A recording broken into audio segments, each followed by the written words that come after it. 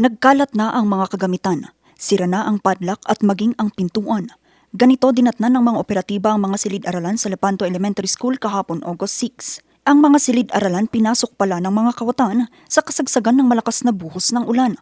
Yung ginawa kasi nila pinatay nila yung mga pumasok, pinatay nila yung ilaw, kaya yung CCTV hindi sila ma-identify. Hindi mamukhaan, kaya lang kung may yung pinapollow up ng mga kapulisan natin yung sa outside the mga outside na CCTV, nagbabacktrack sila para kung may makuhang possible na kung doon sila dumaan. Sa investigasyon ng Mangkayan Police Station, 7 mga classroom at school canteen ang nilooban ng 4 na kawatan.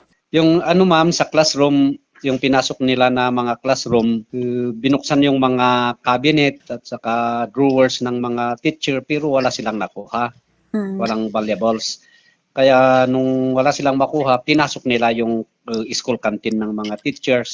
May nakuha silang 100 by 1,000 pesos at saka 26 pieces na canned goods na spam. Umaapila kami sa mga residente at sa school na kung pwede, lagyan nila ng security guard yung school nila, ma'am, para at least may magbantay.